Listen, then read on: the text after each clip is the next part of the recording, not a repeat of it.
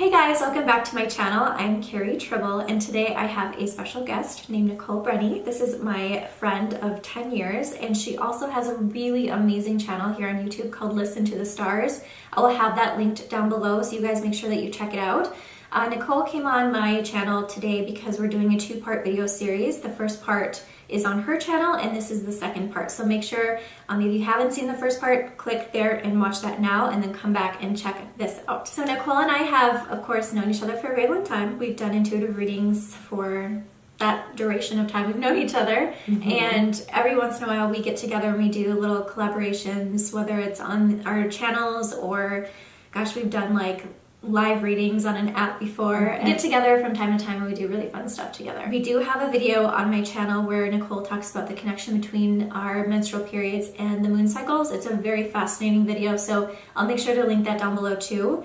But yeah, so this is part 2 of the video. We're gonna go ahead and jump right into it. Yes, and thank you so much for having me. Yes. I love being on your channel. Of course. Meeting everyone through all the comments and everything, so. Yeah, you should actually tell them a little bit about who you are and what you do. So, yeah, I've known Carrie for a long time, and so just as she was saying, we've read for each other, so Carrie and I are like each other's personal tarot card readers, and so I've been reading tarot for almost 18 years. I'm an astrologer, I'm a life coach, and you can learn a lot more about me at my website, NicoleBrenny.com. I kind of explain it all there.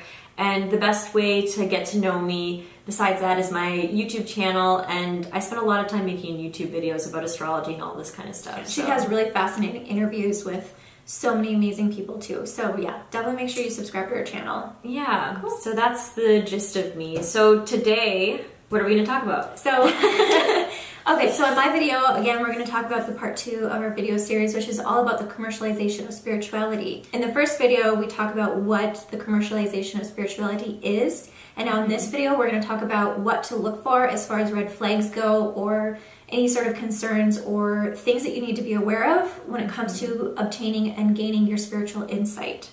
Yeah, and I do want to mention that there's this one woman on YouTube named Gigi Young who made this amazing video that I feel like is a great follow-up video to watch afterwards that goes into her kind of red flags with a similar topic about how to like be wary of people, so we should add that for you guys to watch afterwards. I'll link that down below too, and tell her we sent you. Yes, because we were thinking about making this video, and then like the day after we conceptualized it, she posted it, so it's in the air, and we're gonna go into like our own personal red flags too. Yeah, so yeah, it's nice that there's becoming more, like there's an awareness happening with this. It's so important to be aware of it. Balances and checks are needed because the spiritual industry is so unregulated. Yeah, that's so true. All right, so as far as trusting your source of insight with spirituality, we pretty much, gosh, we had to put our brains together for this because this is something that is incredibly tricky. How do you know when somebody is, someone that you can trust? A lot of times you can tell who is a good leader and teacher if you know them, because you can kind of see their personal life and see how they are in terms of, I guess, how their life is. Like their daily habits, the way they treat people, are they reliable, are they honest, things like that. But a lot of times you just don't have that access. So this was something that challenged us, but we put our intuitions together, our minds together, and we came up with this list. So the first thing that you should always pay attention to when it comes to sensing things and feeling things, when it comes to the people you're talking to, the people you keep around your life, is your intuition. Your intuition is always going to tell you what you need to know. If you have any sort of inkling or doubt, just step away. You know that that's a good indicator that this may not be right for you. Yeah, and Carrie does have some really good videos on her channel about. Oh yeah, I just did some videos about intuition. Yes, about intuition. How to develop it, what it is, and all that. So yeah, your intuition is going to be absolutely the best thing. Like you can, without like reading everyone's credentials, if you just kind of tap into their energy, you watch one YouTube video that they put out and get a sense of them, you're gonna know. I get people all the time that email me and they just say like, I literally am just getting a reading from you because of your vibe. I didn't even look at your website. So, and those have been really successful readings. So trust yourself. Not every spiritual teacher that is qualified and really great for you is going to be a reader that speaks to you. So even in that case, like a great spiritual teacher could lead you astray if they're not right for you. So trust your intuition, trust your gut. Okay. And then I'll tell you about the second one. It's to be wary of surface level spirituality. And this is one of my favorite ones because, you know, I'm so aware of social media. And just so you guys know, Instagram was actually created by some guys that were studying, I think it was I'm going to say this and sound stupid probably because I'll say it wrong, but it's like the serotonin uptake from, you know, just looking at things online. Like how do you get that? Stimulation. Yeah, like how does the things that you do online give you that reward? So they were studying the reward programming in the brain. And then they came up with Instagram to kind of put all these things that they learned about our internal reward system into practice. And so it's actually addicting. It's really addictive. Yeah. And what's happened is all these beautiful things about spirituality, you know, the symbolism on the cards, the symbolism of the planets, have been co-opted because they're beautiful. They're truly like beautiful symbols. They're beautiful. They're wonderful pieces of art.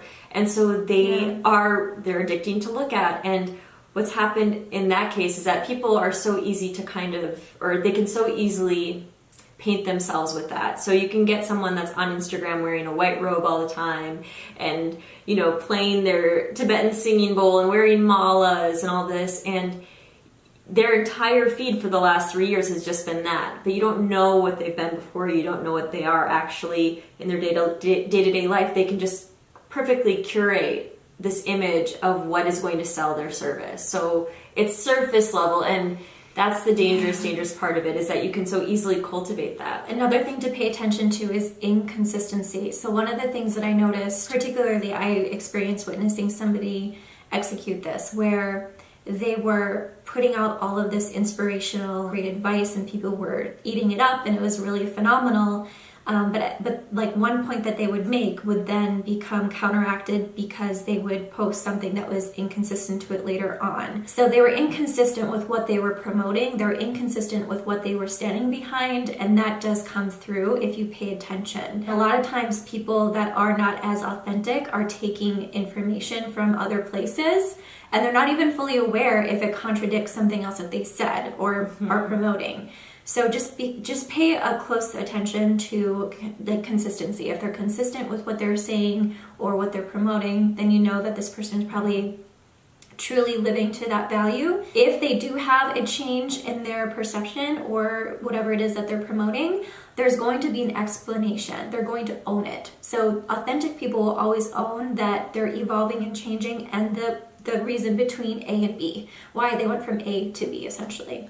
Right, and you said the word value, and it just made me think that when people are truly in line with their value system, which I talk a lot about in my life coaching, they make decisions that will always support their value system. And so people that are inconsistent typically don't have a set of values, or they have a set of values that are very contradictory to each other, and that's not really someone that you want to learn from. So that can also play a part in their inconsistency. Yes.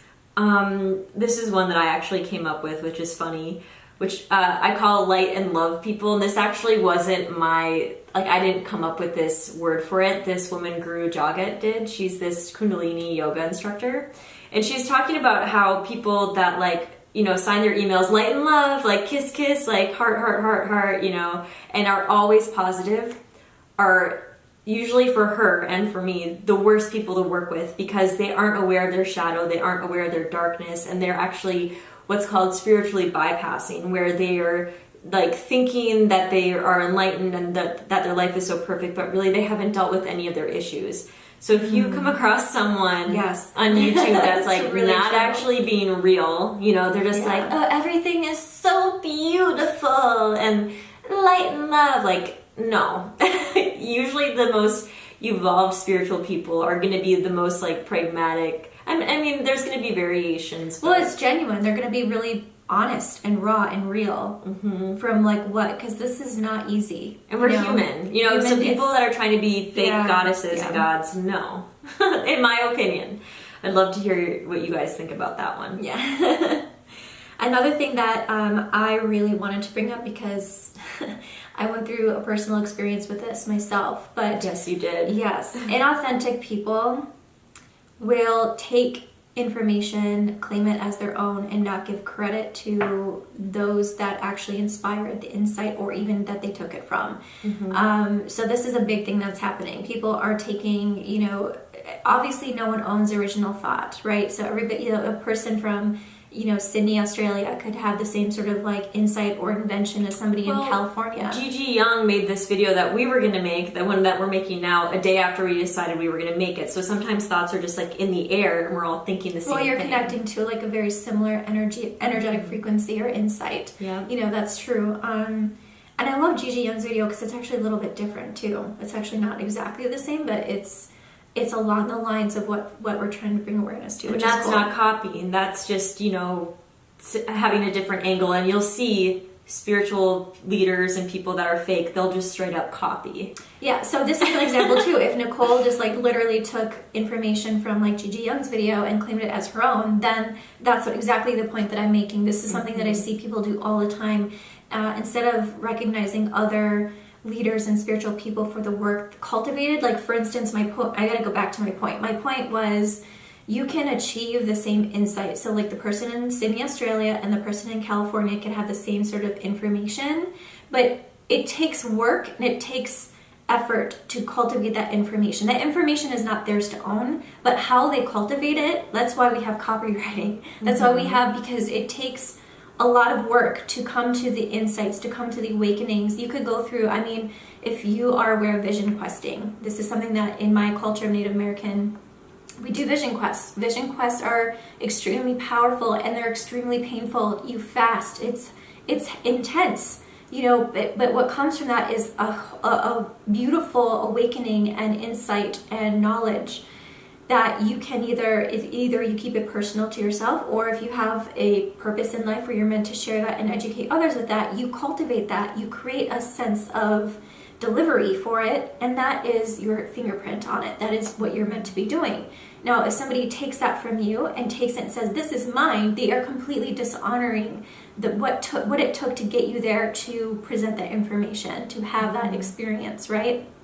So I love people like people on Mind Valley Academy, Jason Silva from Shatsaba, like a bunch of amazing people who are, helping and providing awareness and insight to the world. They are constantly giving recognition to other leaders, other people out there that are doing this work because they're building each other, they're honoring each other's experiences and processes and hard work and dedication that it takes to do this. So you're gonna really see the difference of inauthenticity and authenticity really based on that too. Because honestly, people who are doing this kind of work are going to credit other people because we're all in this together. Yeah. And we are, again, a lot of times tapping into similar frequencies and information.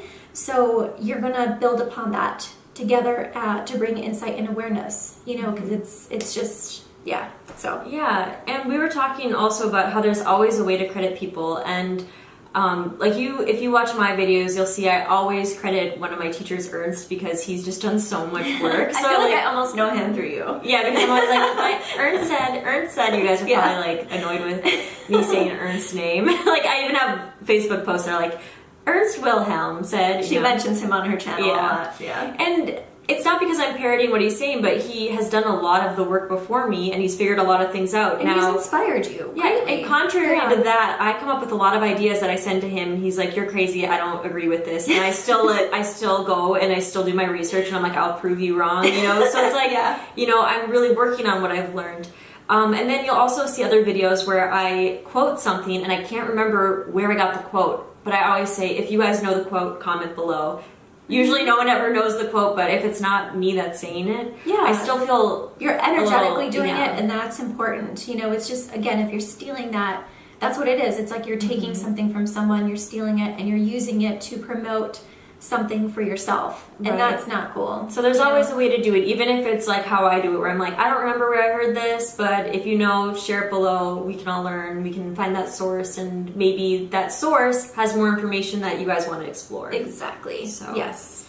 Okay, and then we were talking about change versus evolution. Carrie already kind of mentioned this, where if someone's inconsistent, usually, and they're actually a real spiritual leader, usually this is going to be along the lines of them actually evolving in their growth and having to change what they're, sharing with you because they're evolving rather than just being kind of like flip-floppers. Yeah, there's always an explanation from spiritual leaders as far as their evolution goes. If they, no longer believe or promote something, they're going to explain why. So, I guess I can do the next one too. The last two actually. Okay. So people who come on too strong are also going to be people that you want to avoid. And this is more so along the lines of like if you're trying to get a reading from someone or you're interested in their services and they will just be like, give me your phone number and then call you right away and just like start the reading and then charge you at the end. Or like, so creepy when that happens. Like you should come to them and a lot of you guys, I mean, if you're watching from my channel, you come to me and you're like, I kind of want to get a reading. And I leave the door open, but I never push you towards it. And maybe you never email me back, but then 8 months later you set up your reading. Usually the reading is going to come at the time that you need the reading to come at. So I actually study a lot of the charts of the time that you guys get a reading with me. And usually even if the reading gets delayed or like I said, you ignore the response and you wait 8 months, we'll see this beautiful reason in the day of the reading why that was put off or things like that. So when people are coming on too strong, they're not having this higher faith that there's a reason why or why not a person is going to want to get a reading, and they're not honoring just like a greater faith in the universe and that things work out, and they're being very desperate. So please watch out for people that come on too strong. They're just trying to make a buck. They don't really care about the results of the reading. I do want to say that sometimes people will randomly get information for you. Usually they'll deliver that in a free context. So there's been times randomly where I have received a message or I send something for somebody and I just tell them. Like, I will say, hey, listen, I just got this information. Here is what it is. I tell them and I say, I don't know. I hope that this is okay. I don't strive to do this. Like, sometimes it just comes to me. So that's also a little bit of a difference. I'm not going to, if I'm given a message, if I'm given some sort of spiritual insight, I'm supposed to give that to that person. No, that's it. Like, that is just what it's there for. So I would just be wary, like, from people who say, oh, I got this information for you. You should schedule a reading with me. No. Like, if they want to get money that way. It's creepy. Which leads into the next thing. Right. And the other thing was people who capitalize on fear. And this is really our last little tip. And that's more so like people that are trying to scare you about upcoming events. Astrologers do this a lot, like bad astrologers, where they talk about like upcoming transits and they're like, there's going to be a crazy war and you're going to have to like worry about your finances and all this stuff and then set up a reading with me. It's really gross when people do that. It's also really gross when people kind of like frame their videos or their articles around fear and then try to sell you something at the end of it because it basically puts you in a fearful state, and they tell you that the reading is going to deliver you something that you feel then is going to get you out of that fearful state. So try to pay attention when you're watching people's videos if you feel a sense of peace or a sense of fear. And that will kind of help you understand like if you're actually going to be benefiting from what this reader or the spiritual teacher is giving to you. So that's a really, really big thing. The people that I gravitate towards as far as spiritual guidance goes, they will deliver, I could say like negative information sometimes, but they're always going to come out with a positive way to change things around or to help you prepare for that. That's also what I do in my readings. So sometimes when I have had to deliver some, difficult news, it's so funny because so many people will be like, they'll leave my reading and they'll be like, I know that you said this, but I feel great and I feel like I know what to do. And it's always an uplifting, encouraging, and empowering thing from really powerful teachers, I feel. Yes, they're always able to see the growth in it. And Jupiter is the planet that rules higher wisdom. And like actual gurus, like Jupiter, the name for Jupiter in astrology, in Vedic astrology, is guru. And Jupiter is a planet that rules our broader perspective, and Jupiter is able to see like really the thread that holds everything together, the reason why things are happening, that bigger reason. So if you really want a real guru, you're going to have to find someone that can do that for you and not just someone that's trying to instill fear in you because they're personally fearful. Yeah, I really liked that you brought that up. Yeah, for sure. Well, you guys, that was our video, our second part video. This is a little bit longer than the first one, but I hope that this was really helpful for you and provided some insight and things to look out for so that you can feel really confident and connected to, you know, the insight and advice that you're getting from particular people. So thank you guys so much for hanging out with us. Make sure you subscribe to Nicole's channel. If you're coming from Nicole's channel to me, thank you so much for stopping by, and I would love to keep you here too. So thank you for subscribing. Subscribe to Carrie's you guys channel. are amazing. We love you so much, and if you want to see more videos from us, let us know. If you have any questions, if you want any more explanations, make sure that you leave them below. Maybe we can do some story times and stuff. So, all right, you guys, thank you so much. We love you. I'll see you later. Bye.